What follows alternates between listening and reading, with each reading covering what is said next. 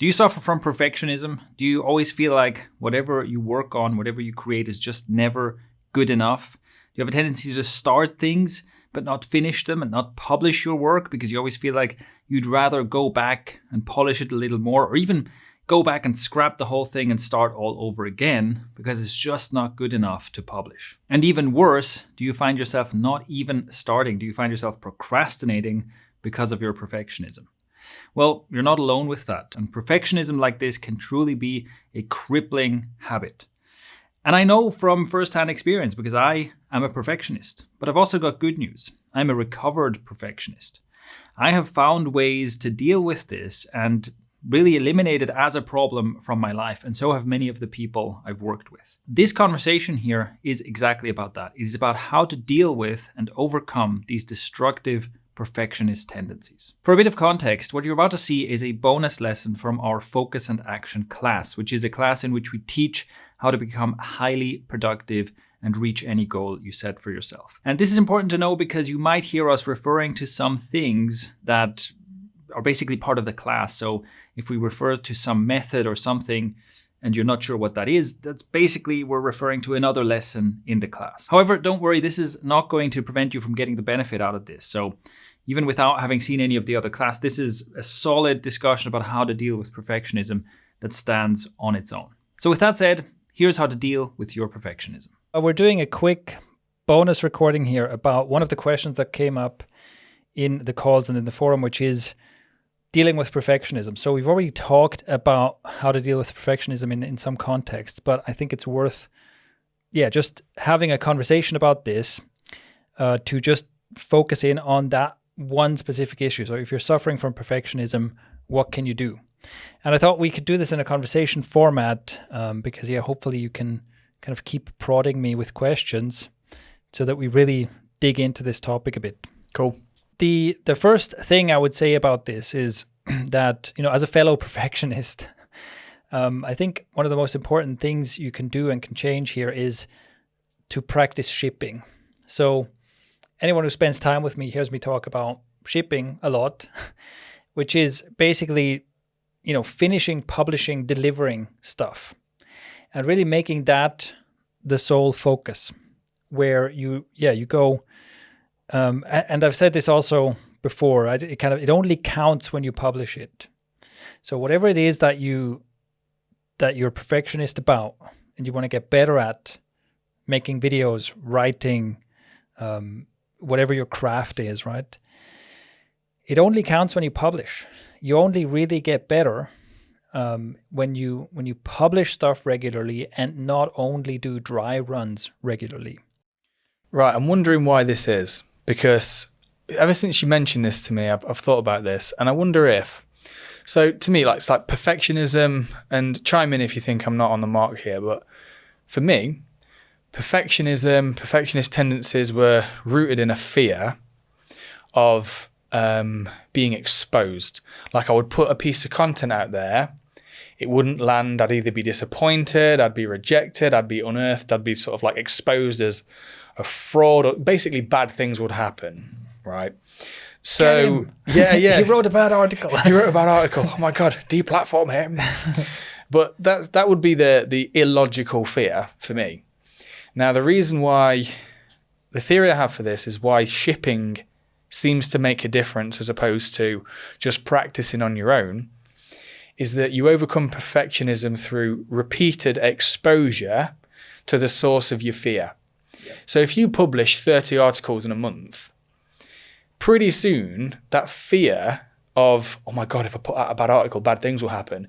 Now you have 30 points of evidence that bad things won't happen. Yeah. Or if they do, you just survive and carry on the following day. Whereas if you never produce anything, never publish anything, then it's like the time of you publishing something will still be like, it'll be shrouded in like this fearful mystery of like, this might happen. What if that happens? Oh God. It's like, you do it 30 times in a row in a month.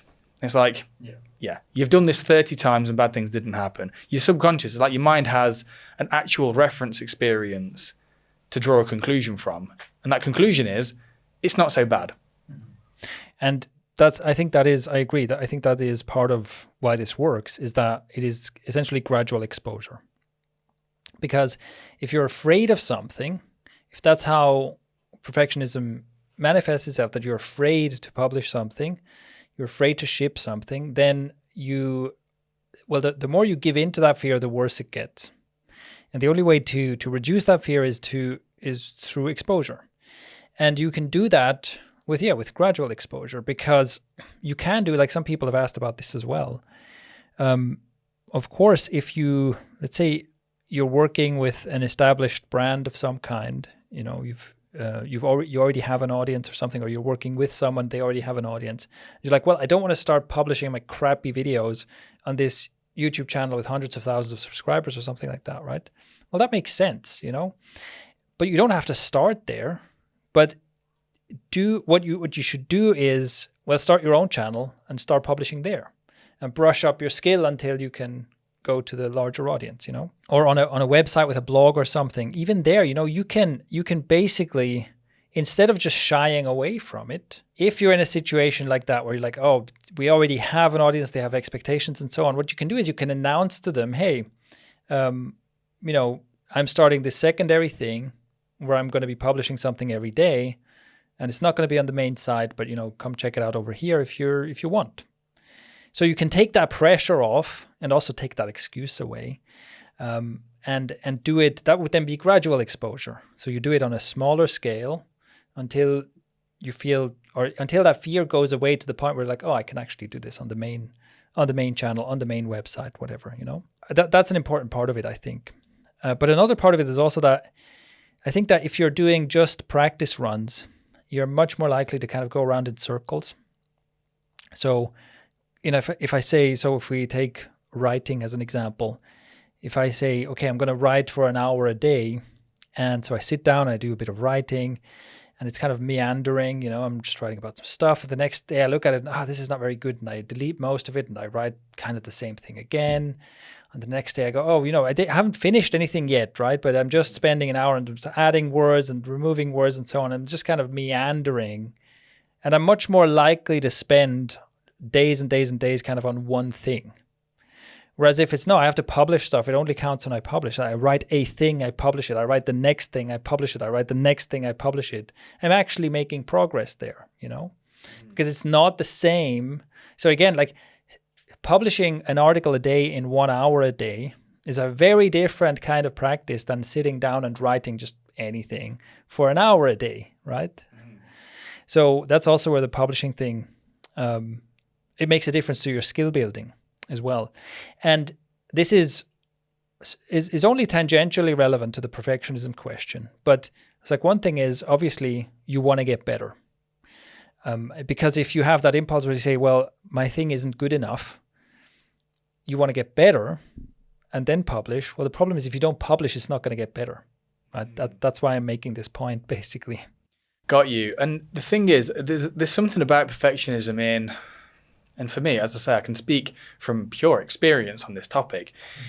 The perfectionist tendency emerged in me, and it still does come up, when I notice myself, or maybe not even notice, but I drift into this vague, super high, unrealistic standard.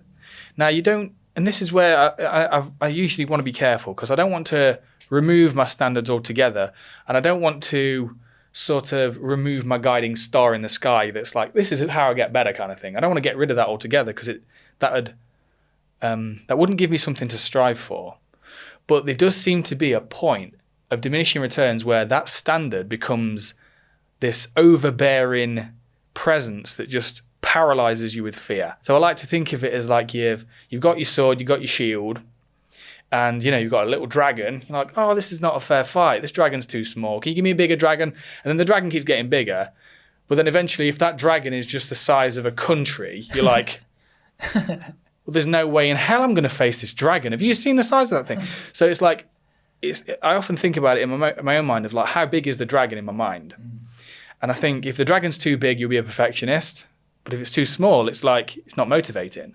Yeah. So I think that for me, that has something to do with it. So it's like getting the balance right of setting a goal that's attainable, but also motivating in a way. I think that's great. That's a great way to think about it, which also goes well with the kind of flow diagram from where if you want to be in a flow state, you have to match the challenge with your skill level. It's like if the dragon is too big, then the challenge is too big and it's just overwhelming. If the dragon is too small, the challenge is too small, it's boring. So that's also for actually getting better, you want to make sure that you're doing something that's difficult but attainable for you right now. But that also goes into being process oriented, because it's like, well, you're doing today's work today. And for me, that's another very important thing, is like, I think people are overly attached to the result of the work they're doing right now, and they're not attached enough to their ability to do better a year and 2 years and 5 years from now. If we take something like, I want to write a book, that can be one of those kind of overwhelming, oh my God, so many words, so much writing to be done. It's difficult, And I think about the best books I've read, and I'm like, how do they do this? It's unbelievable how well written this is, and how engaging and entertaining and informative and so on. How could I ever do this? That's overwhelming. And if I try to sit down and write that perfect book right now, then I'm barely going to get a sentence into it. It's just so difficult. I just can't do this. But the problem is I'm too invested in making the paragraph I'm writing right now as good as possible. And I'm not invested enough in making sure that I write a really good book 2 years from now. So for me, the project of how do I write an extremely good book is not I sit down and I polish this first sentence, incessantly. And then I find the next sentence and so on. And eventually I'm going to get all the way to the end of the book. No. The way to write an excellent book is to publish a blog post every day for a long time and polish my writing skills and so on. So it's like, what I'm basically saying is, look, I'm going to publish 100 blog posts. The blog post I publish today is going to be a bit rubbish. The blog post I publish a few months from now is going to be pretty good. And that is like the first stepping stone to, at some point later, along a further progression of publishing, practicing, sitting down and being able to write a book that is good. And yeah. And there's something that came to mind just at the end there, is like, this is why it is fundamental that you, and I wonder if this is a skill in itself too, is to see a big picture goal and be able to break it down into its constituent parts. So if I think of an aspiration I have now, which is to become a relatively successful like music producer, like a hip hop beat producer. That's just a side hustle thing I've got going on. It's like that right now feels like pretty damn terrifying. Like collaborating with producers who I aspire to be like and stuff like this, and maybe perform live and stuff. That right now for me is like almost like paralyzing. I'm like a deer in the headlights. But if I break that down into its constituent parts, it's like, okay, well, what do I need to do that? I need to make music. Okay, well, I need to make finished music. But I can break that down even more. I can say like, right, I'll spend 20, 25 minutes, 30 minutes a night making music. Or I'll say every week or every 3 days I'll have something new published. And it's like that, see that, there comes a point where I'm breaking it down, where I'll have an emotionally resonant moment where I'm like, damn, I can do it. There it is, right there. That's a task that I can do consistently well, that now in the context of the bigger picture goal, I can see how it's going to get me there, and I'm now motivated. You reach like a tipping point when you keep breaking things down, where you're like, there it is. Mm-hmm. That's the thing you need to do. Yeah.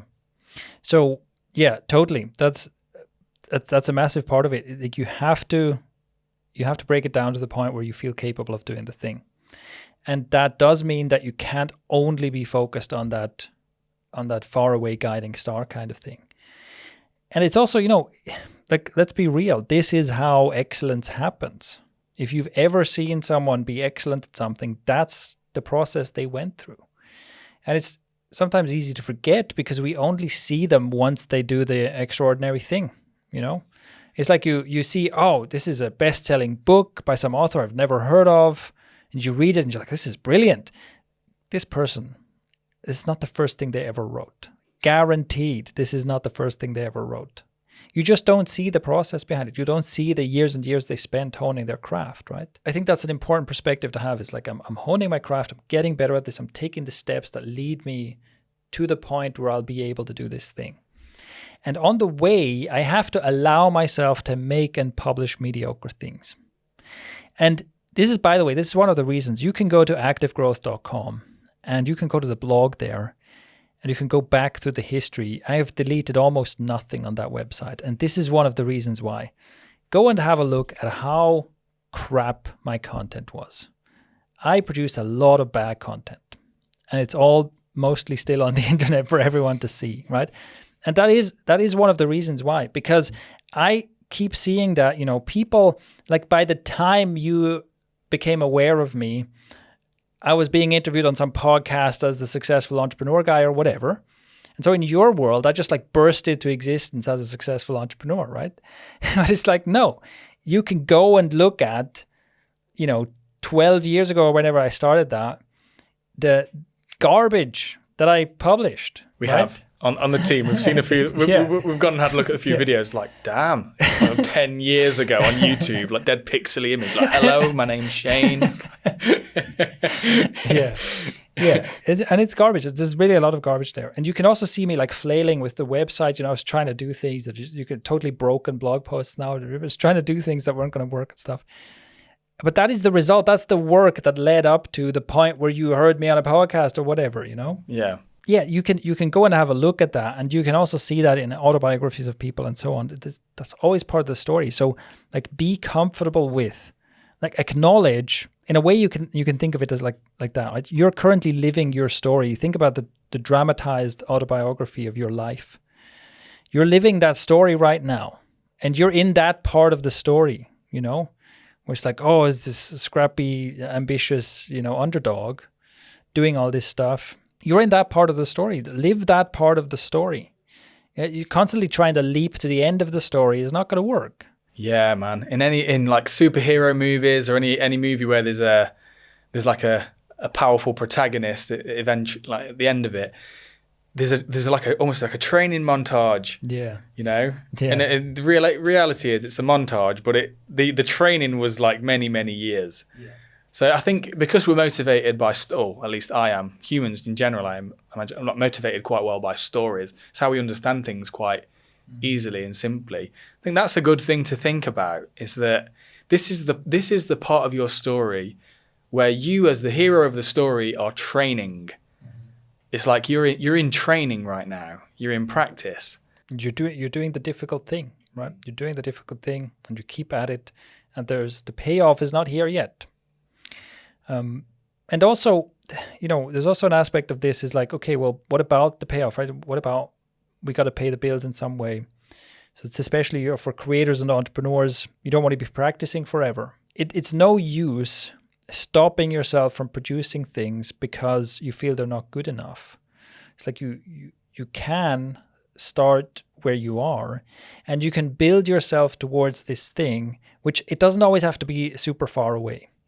So, and this is a story that, I came across this is like I remember early as a digital entrepreneur, and I probably wasn't making any money or very little money at the time. I was trying to figure this thing out, And I remember realizing I had signed up for someone's free thing, and I got on their mailing list. And then at a later point, I'd searched for something and I found another free thing that they had created. I kind of got on their mailing list again, And that was a bit of an epiphany for me, because then I had to look around their website and stuff. And I realized, they have all these blog posts that, you find the blog post when you're searching for a certain question. And then they say, hey, here's a free thing. You sign up for the free thing. And then, they have this low price product they sell you. And then they have this higher price product. And they have this membership. It's like I became aware of the funnel in a way. It's the first time that I realized, they built all this. And the thought I had is like, there's no way you can build all this and not make some money. It's like by the time you build all this, you must be making some money. Mm-hmm. And for me, that was one of those things where I was like, okay, I'm going to build one of these. So what do I need? Okay, I need a bunch of free stuff.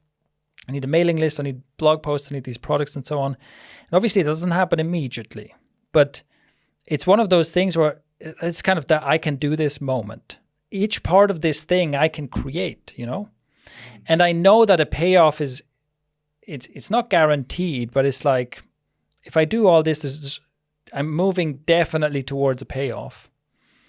And And then I can be doing that work without feeling like this is just an endless grind. Yeah, right. It's not just I'm just slogging and hoping that somehow this turns into money at some point, right? Yeah. It's a much shorter term vision, and also in this context, I built the crappy funnel. My copywriting wasn't that great, my content wasn't that great, my products weren't that great yet, but they were good enough. They were good enough to start bringing in a result. So I think that's also, there's like this balance between being process oriented, right? Doing your work now because that's what you're doing, but also don't just break down the massively ambitious goal that your perfectionism is like focused on. Oh, I'm going to make the best thing ever. Don't just break that down. Also look at, well, what is a milestone where this starts paying off, and break that down and start walking towards that. You see, I'm trying to think of examples, but I see what you mean. Straight away, I think giant, massive, ambitious goal. Let's break that down.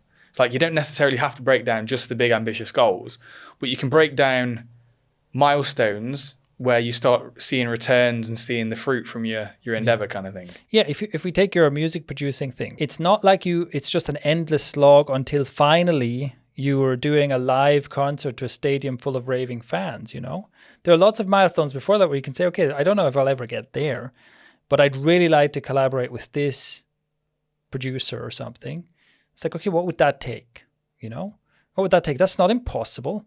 That's something you can be like, well, if I do these things, do a bit of networking, do a bit of work, increase my skill a bit, I can get to the point where I'm doing a collaboration with this person. And maybe not the most world famous producer, right? But like someone who's a bit, closer to where you are in the journey. And it's like, so you can get to an outcome that moves the needle for you, or that's kind of meaningful for you, which is much more in reach than the big concert. And that's and just even considering that, I can already feel that's considerably more motivating. Makes you kind of want to go and do it, because it's like you can see how it works. And you can see that if you continue to do these things, that will lead to that result, surely. Yeah. And then a last thing I would say about this is that if you combine that with a focus on skill building, that is kind of the secret weapon. Because out of all the projects that I've ever started, out of all the products I've ever launched, out of all the businesses I've ever started and so on, many of them failed. Many of them didn't come to fruition. I've set many such milestone goals that I didn't reach.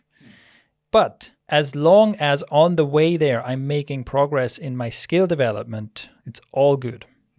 So if you attempt to do the work, to do the collaboration with another music producer, and it doesn't work out, because, hey, some of it is just outside of your control, right? You can't force this. But if you do all the work that would be required to get there and then you get a no, it's like, okay, this didn't work, but I'm this much better. I have this many more connections. I've gotten this much further in my journey.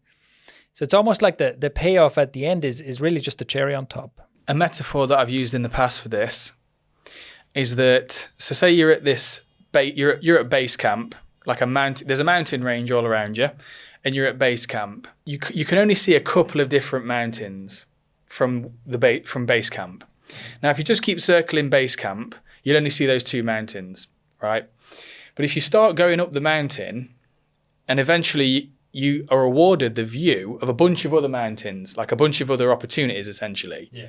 But if you never, and then you might find out halfway up the mountain, it's like, oh, actually, I kind of didn't want to climb this one. This was the wrong one. Yeah. But I now have the knowledge. I can see this mountain from where I am now.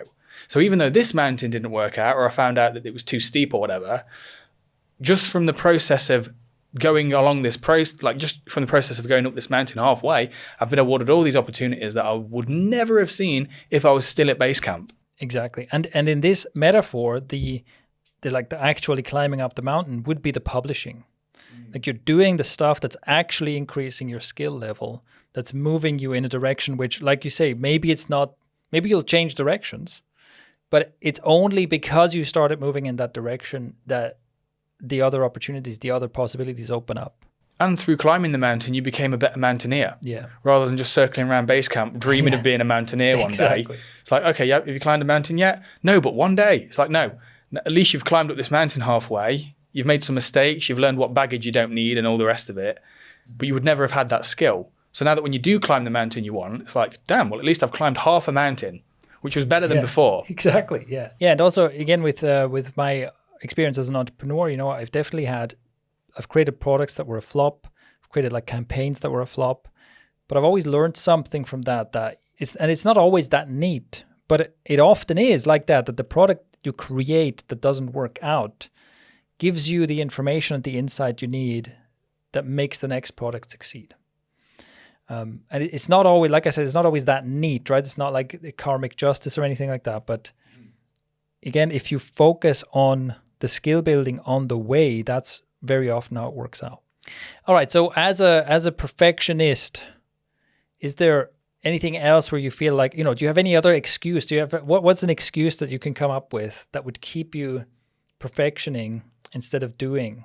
I'm trying to think because I'm using a reference experience of a blog post called The Left Brain Bullshit Generator. Now I published that to the Notion page and I got feedback, and somehow that kicked off this perfectionist thing in me where I was like, oh my God, I'll never get it done. Yeah. And it just caused me to just shelf it until next time. So I'm trying to use that as a reference experience to see if we can mine any more sort of insights about it.